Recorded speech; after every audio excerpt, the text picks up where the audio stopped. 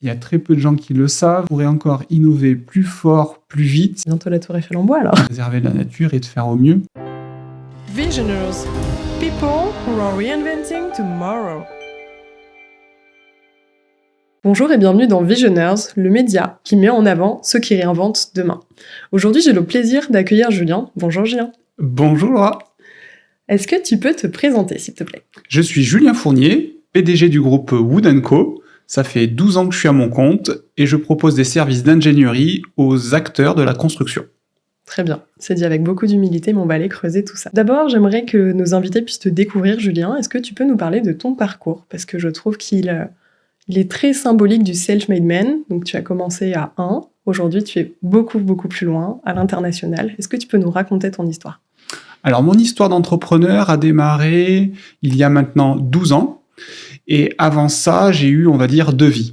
Ma toute première vie a été celle de charpentier, dès l'âge de 16 ans, où je suis parti de chez moi, j'ai voyagé, je suis allé dans un lycée dans le Jura, chez les compagnons, Extra. et j'ai passé un CAP de charpente. Extra. Voilà, donc ça c'était ma première vie. J'ai exercé ce métier en faisant mon tour de France de ville en ville pour découvrir des nouveaux savoir-faire, des nouvelles techniques, des nouvelles personnes. Et j'ai progressé jusqu'à un niveau, on va dire, de chef d'équipe. Très bien. Ça m'a duré donc entre 7 et 8 années, tout ça. C'est très prenant le compagnonnage. Ouais, c'est très prenant, c'est très engageant, mais Oui. on apprend, et je pense que ça fait toutes mes fondations, l'air de rien, du futur chef d'entreprise que je suis devenu. C'est très structurant. Il y a de très belles valeurs qui sont enseignées, l'entraide, la rigueur, l'excellence, et un profond respect de l'artisanat, je trouve. Donc c'est sûr que ça a dû forcément impacter ta façon de te construire.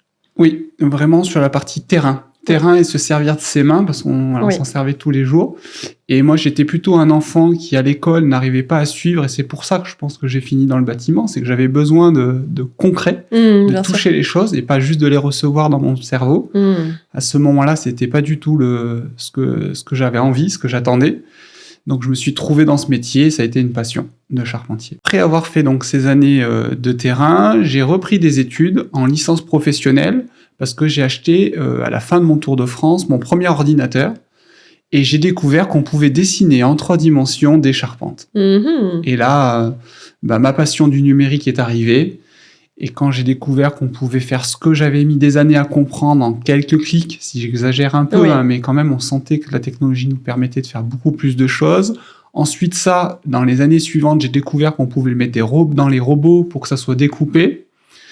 Et j'ai bien vu que entre les problématiques de l'artisan, de la pénurie de main-d'œuvre, de la perte des savoir-faire et l'arrivée de ces technologies et de ces robots, il allait se passer quelque chose. Voilà. C'était le début de la suite. Après ça, qu'est-ce qui s'est passé ? Et après ça, j'ai exercé mon boulot de technicien bureau d'études pendant 9 ans en tant que salarié. D'accord. J'ai vu la crise arriver de 2013. J'en ai parlé à mon patron de l'époque en lui disant que j'avais des idées de faire d'autres choses pour nous diversifier, dont le service aux entreprises, parce qu'à l'époque, on faisait du service aux particuliers en construisant des maisons en bois. D'accord. Et mon patron à cette époque-là m'avait pas trop suivi dans cette idée. Donc, on a été jusqu'au bout de l'entreprise et elle a fermé parce que le marché s'est cassé la figure. Et j'ai eu l'opportunité de me lancer à mon compte pour faire l'activité que je fais aujourd'hui. Donc, d'abord seul, auto-entrepreneur. D'accord. Ensuite, premier stagiaire, apprenti, qui est devenu ensuite salarié, deuxième, etc. Jusqu'à une vingtaine aujourd'hui. Donc on a fait des pics à plus de 30, presque 40. Ouais. Mais on est redescendu à une vingtaine pour des raisons de restructuration et de performance. Très bien. Donc aujourd'hui, tu as créé le groupe Wood & Co. Est-ce que tu peux nous expliquer un petit peu sa composition, qu'on se rende compte de ce que tu as bâti ? Oui. Alors dans Wood & Co, il y a pas mal d'activités. Donc la toute première que j'ai créée, c'est monprojetbois.com, un service dédié aux artisans. Donc je venais de ce métier-là, je voulais leur proposer le service adapté. Ensuite, 3, 4, 5 ans plus tard, j'ai eu l'opportunité de racheter le bureau d'études Emery à Limoges, qui lui était plutôt sur des entreprises de taille intermédiaire, voire des grandes entreprises générales, que tout le monde connaît. Voilà. Ensuite, j'ai eu un rachat d'entreprise aussi à Toulouse, d'une entreprise qui s'appelait BE Perspective, que j'ai racheté au tribunal. Mais malheureusement, malgré mes efforts, j'ai pas réussi à la rendre viable. Ça fait partie des apprentissages. Donc, ça fait partie des apprentissages, ça fait partie de certains échecs que j'ai pu avoir, dont j'ai appris des choses. Et voilà, donc aujourd'hui, et depuis 2 ans, on a ouvert une filiale à Montréal qui s'appelle Études Structure. Très bien. Donc, vous voyez vraiment ce qu'on peut créer avec assiduité, avec effort en quelques années, certes. Mais Julien a été pas trop écouté par son patron et aujourd'hui, il est à la tête d'un groupe qui fait vivre des humains, des familles et qui impacte le marché français et international avec le Canada. Je voudrais rajouter un peu plus de valeur à tout ça parce que Julien est extrêmement humble. Donc Julien, c'est un des premiers dans son secteur à aller utiliser des machines pour faire du scanner 3D, détecter la partie ferraille dans les structures pour faire de la modélisation de manière plus avancée. Et c'est ce qui le différencie, ce qui le distingue et ce qui lui crée de belles opportunités dont on parlera un petit peu plus tard. Donc ne sous-estimez jamais les profils manuels, on en a qui sont extrêmement avant-gardistes et qui font progresser leur secteur. Julien, j'aimerais qu'on retourne un petit peu dans le passé. Donc est-ce qu'il y a dans ton enfance, dans ta jeunesse, dans ton parcours scolaire, un événement ou des événements particuliers qui ont planté la première graine pour que tu t'intéresses justement à l'innovation dans le bâtiment? Alors, dans l'innovation dans le bâtiment, je vois pas la graine spécialement. J'aimais être à la mode, j'aimais les dernières choses qui sortaient, j'étais curieux. Oui. Mais en termes de technologie, dans l'enfance, pas tant que ça. Dans l'enfance, par contre, j'ai tout de suite vu émerger des soft skills autour du faire ensemble, d'être le meneur d'un groupe. Oui. Ça, tout de suite, je l'ai senti. J'ai voulu représenter ma classe, ensuite mon collège, être délégué du collège, des choses comme ça. Ok. Donc, j'ai très jeune eu envie de porter le message d'un groupe et de les représenter. Ça, oui. Tout ce qui est technologie, c'est apparu au lycée, avec l'apparition des smartphones. Je pense que c'est là où les technologies sont arrivées pour moi et où je me suis dit que ça me plaisait d'avoir ces nouveaux outils. Ouais. Et est-ce qu'il y a quelque chose qui aurait piqué ton ego ou un moment un peu symbolique qui t'a créé beaucoup de frustration, qui t'a donné l'énergie pour aller déployer tout ce que tu as construit aujourd'hui? Je pense que les professeurs qui ne croyaient pas en moi, je les comprends avec le recul, mais qui ne savaient vraiment pas quoi faire de moi et ce que j'allais devenir et qui n'avaient pas grand espoir pour moi vu que je rentrais pas dans le calva. Je leur en veux pas parce que c'est vrai que j'étais pas un enfant facile, mais du coup ça m'a donné une énergie, une hargne d'y arriver autrement.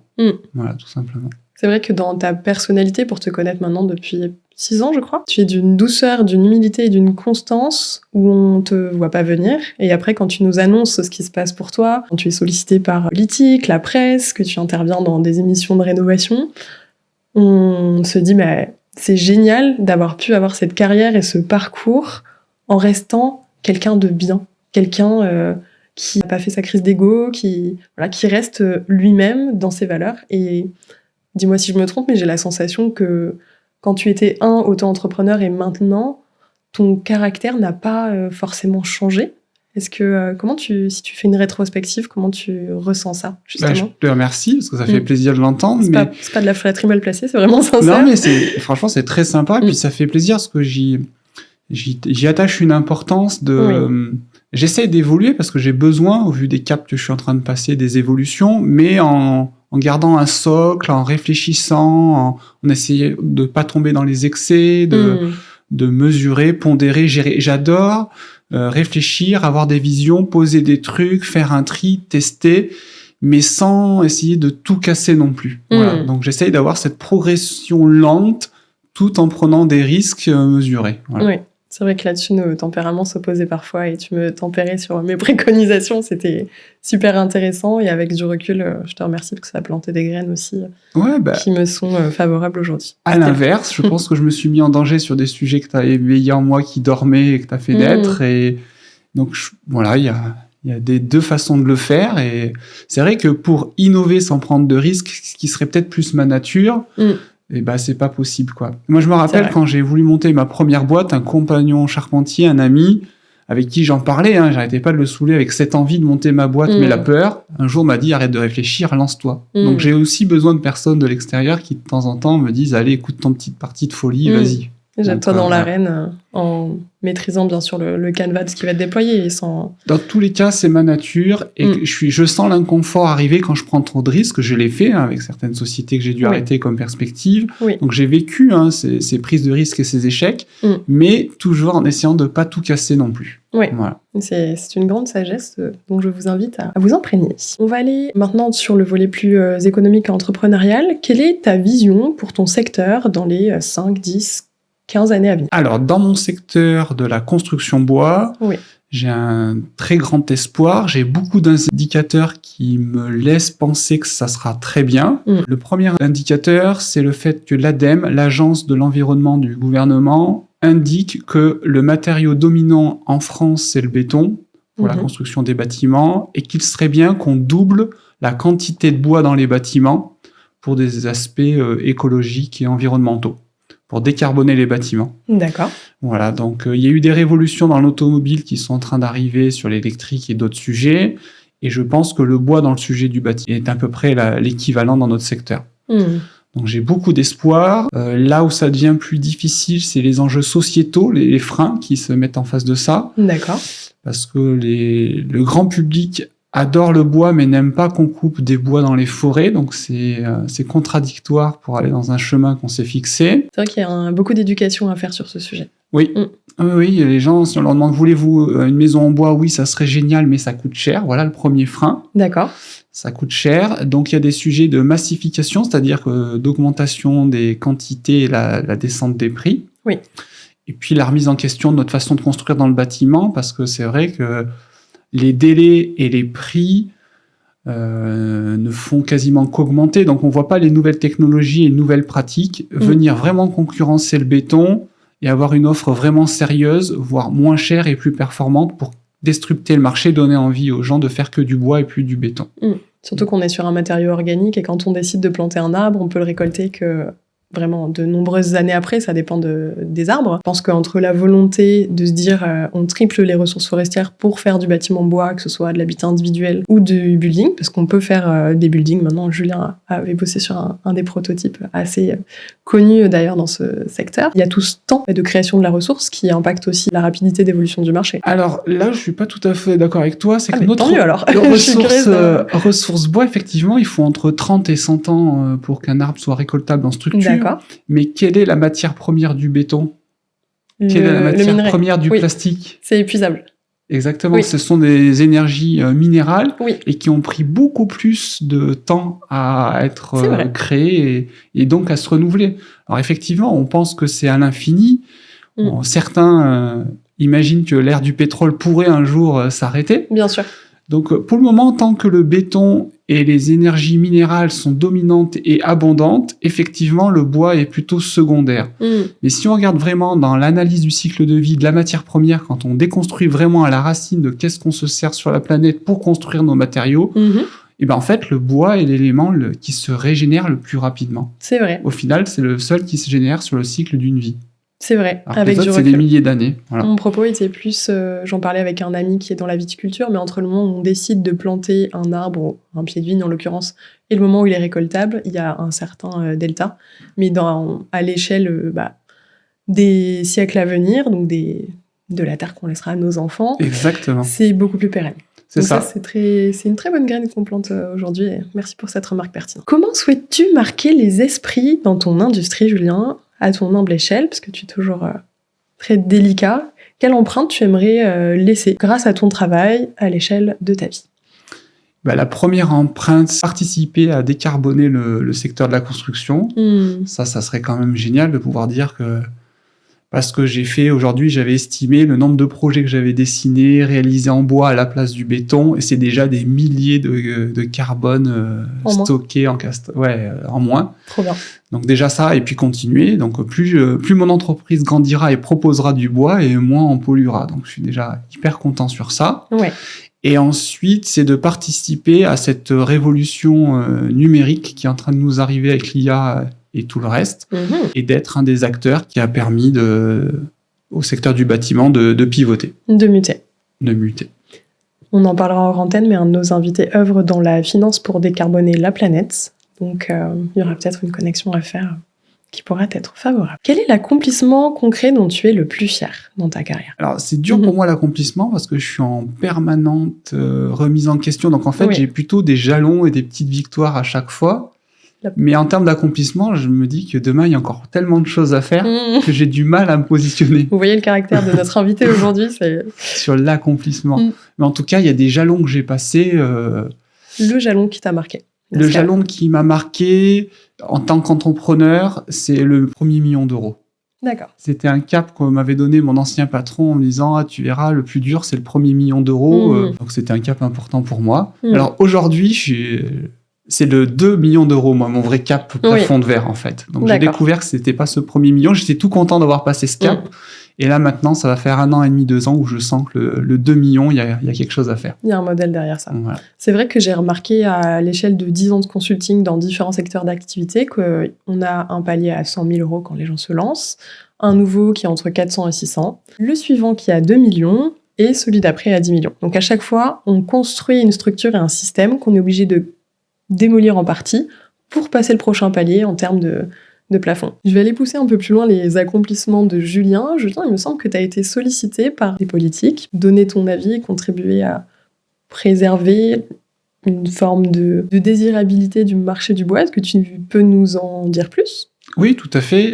Il y a une délégation ministérielle qui a, avant de pouvoir prendre des décisions sur les stratégies à continuer, à accélérer, etc., dans la filière bois, a voulu demander aux professionnels leur avis sur leur secteur. Et j'ai eu la chance de participer sur les sujets, donc bureau d'études associés à la construction de bois, et donner mon avis sur les sujets de technologie et de la place du numérique dans notre secteur. Donc, c'était avec grand plaisir de pouvoir faire un retour grâce à... Donc ça, j'ai réussi à avoir accès au ministre grâce à une formation chez BPI France. D'accord. Qui accompagne les chefs d'entreprise sur un programme qui s'appelle les accélérés. Et vu qu'il y a beaucoup de chefs d'entreprise et que les ministres connaissent parfaitement BPI France, ils ont demandé dans ce panel d'entrepreneurs vers qui ils pouvaient se tourner pour poser certaines questions, et j'ai eu la chance d'y participer. C'est extra. En tant qu'entrepreneur, quand on arrive à certaines échelles, on peut donc avoir des enjeux politiques. Et là, quel était le but derrière cette étude ? Parce qu'il me semble qu'il y a des lobbies économiques qui s'affrontent un petit peu, et c'était aussi l'objectif de cette étude.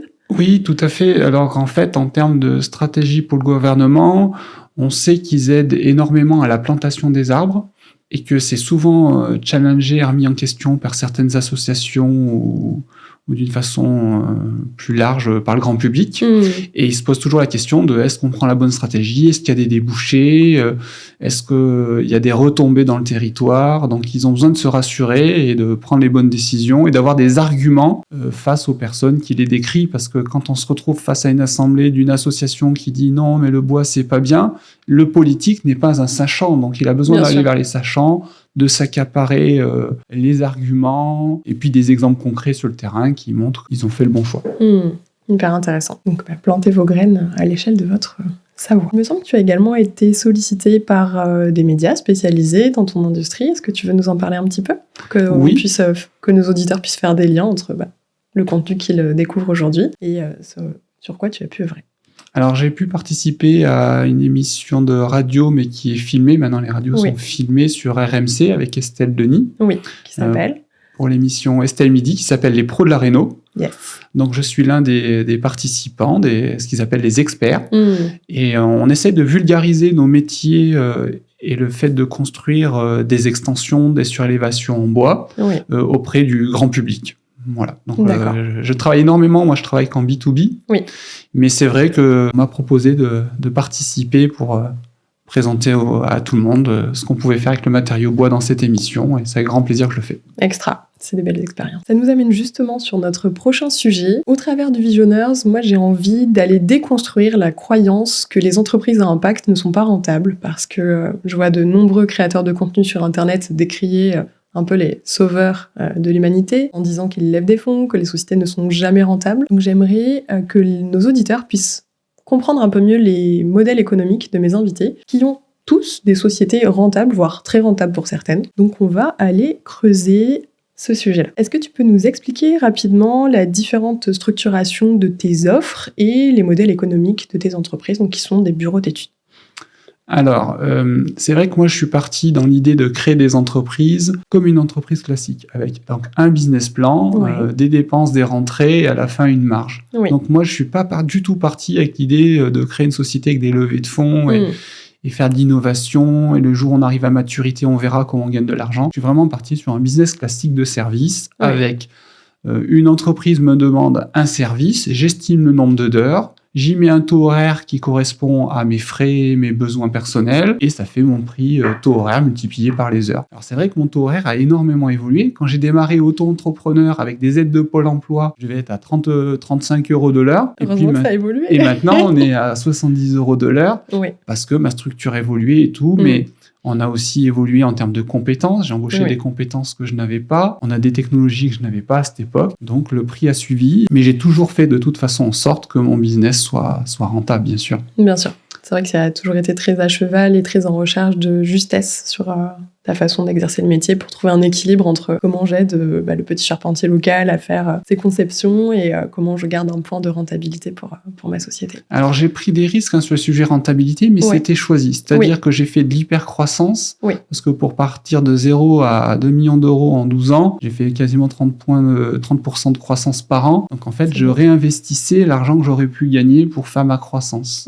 Voilà, mais c'était un choix stratégique. Et là, depuis 2 ans, j'ai choisi d'arrêter de faire la croissance et de stabiliser, et la marge apparaît. Donc vraiment, dans ma stratégie financière et de business plan, je suis dedans et je maîtrise et j'ajuste quand ça se passe pas comme j'ai prévu pour la viabilité de l'entreprise à long terme, tout simplement. Si on décortique un petit peu pour nos invités, à l'échelle d'un chiffre d'affaires qui représenterait 100%, combien de pourcents pour les frais généraux, combien de pourcents pour les logiciels, combien de pourcents pour les ingénieurs, les commerciaux et ta marge? Enfin, si on fait vraiment une copie théorique du modèle économique d'un bureau d'études, comment ça fonctionne? Ouais, et il y a un tiers pour les salaires, un tiers pour assurance et logiciel. Les assurances, très important dans la conception. Si vous avez un souci sur le bâtiment, ça peut vite coûter très cher. Nos postes de dépenses, je crois que c'est le numéro 1, l'assurance. C'est 5% du chiffre d'affaires à lui tout seul. C'est énorme. Et encore, on a très très bien négocié nos contrats.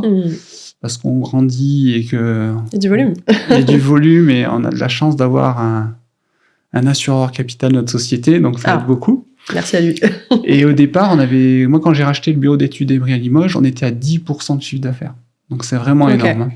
Donc l'assurance, les logiciels, j'investis pour chaque collaborateur 10 000 € de logiciels. Donc un pour dessiner, un pour calculer. C'est des logiciels très spécifiques qui coûtent hors de prix. Et encore 10 000 €, moi je les ai quasiment à moitié prix. C'est 5 000 par logiciel. Mais quand on démarre, c'est quasiment 10 000 € par logiciel. Donc quand j'ai démarré, il m'a fallu 20 000 € pour mes 2 premiers logiciels. Donc, ça fait quand même des sommes tous les ans. J'ai pas de commercial pour le moment. Donc pas de commercial. Comme quoi on peut faire des très belles entreprises sans commerciaux. Pas de commerciaux. Et puis après, je cherche à obtenir 10 points de marge. Donc ça fait 100%. Ok. Hyper intéressant. Justement, tant qu'on est sur le sujet des logiciels, il me semble que tu as un sujet là-dessus. Est-ce que tu veux nous en parler rapidement? Oui, c'est mon sujet passion du moment. Ça fait 2 ans que ça dure. Ça fait 30 ans qu'on utilise des logiciels qui sont connus sur le marché. Et je me suis toujours dit qu'on pouvait faire autrement avec des algorithmes et de l'IA. Donc, je me suis rapproché de la société Dassault Systèmes, qui est leader mondial dans tous les secteurs d'activité, sauf le bâtiment, mais dans tous les secteurs industriels. Et je leur ai proposé de savoir si on pouvait discuter de ces sujets-là. Et au niveau du timing, c'est plutôt bien tombé parce que eux aussi ont accéléré la stratégie d'aller sur les secteurs du bâtiment. Et je suis rentré dans un programme qui s'appelle la Communauté des Pionniers, sur lequel ils nous permettent d'avoir à disposition tous les outils de chez eux pour faire des tests et des développements afin de répondre à des besoins autrement que les technologies qu'on a déjà. Donc j'ai la chance de participer à ce programme et donc j'ai codé et j'ai développé les premiers algorithmes moi-même pour faire des bêta-tests, des POC. Je me suis rendu compte que ça marchait plutôt bien et depuis le mois de septembre, j'ai embauché mon premier ingénieur qui est dédié à ça et qui travaille à l'écriture des algorithmes. Génial. Donc attendez-vous dans les prochains mois, les prochaines années à découvrir un logiciel qui innovera sur la façon de concevoir les bâtiments. On va désormais parler des obstacles sous-estimés sur ton marché.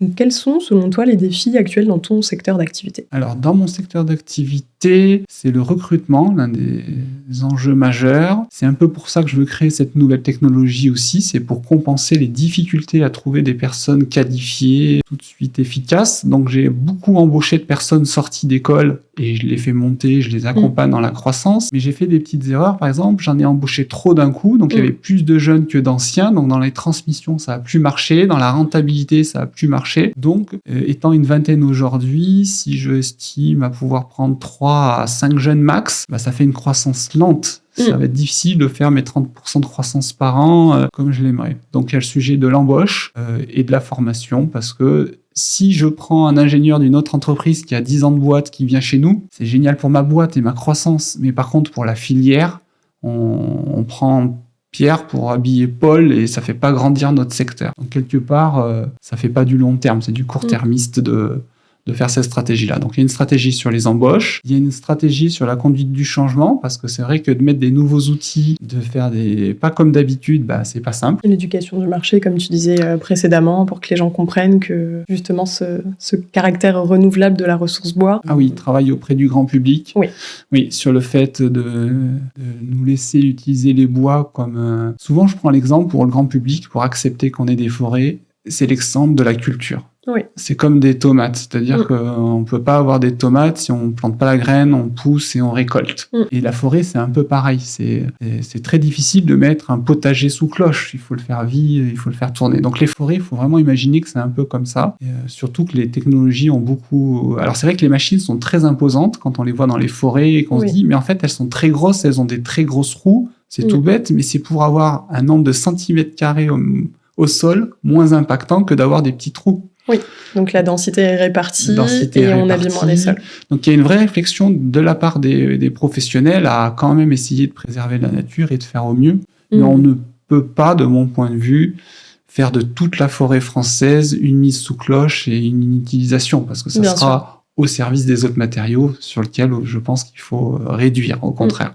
Donc voilà. J'ai des souvenirs partagés où tu m'avais amené à l'usine Piftobois. Je pense que, j'invite nos invités à aller découvrir vraiment comment fonctionne l'industrie du bois, parce que c'est très beau. On voit ces camions qui déchargent les troncs d'arbres et après vraiment une ligne industrielle, mais qui est millimétrée pour aller débiter la moindre planche, ne pas gâcher de bois. Et je trouve ça assez impressionnant à voir et on voit que c'est vraiment un matériau noble qui est respecté. Il y a de belles industries sur le sol français pour exploiter cette ressource. Exploiter la ressource et une industrie qui, avec son déchet, arrive à générer de l'énergie. Donc, je sais que l'usine Pifto est autosuffisante sur l'énergie parce que les déchets créent l'énergie pour faire tourner les machines. Donc, c'est plutôt vertueux comme principe. Plus que plutôt par rapport à tous les clichés qu'on peut avoir les autres là-dessus. Industries. Toi, en tant qu'entrepreneur à impact, quels sont tes enjeux à l'échelle de tes entreprises dans cette démarche justement d'aller vers l'avenir? Quels sont vraiment tes sujets pour pouvoir impacter mieux l'avenir? Donc il y a ce sujet de logiciel, de conception, d'innovation. Est-ce qu'il y en a d'autres qu'on n'aurait pas imaginé?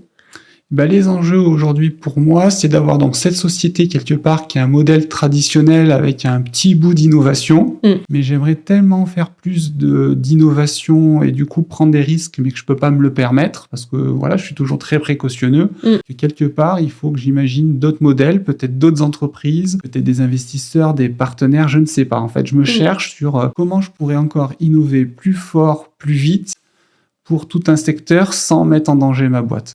Je fais un clin d'œil caméra. Je sais que dans mon réseau, dans mon audience, des investisseurs nous regardent, des personnes qui œuvrent dans la finance, justement, de décarbonation, sur tes sujets. Donc si ce secteur-là vous intéresse, n'hésitez pas à contacter Julien. Ses coordonnées seront bien évidemment sous les formes. On va passer aux questions signatures pour amener de la légèreté, de la créativité. Si tu étais un super-héros, lequel serais-tu ?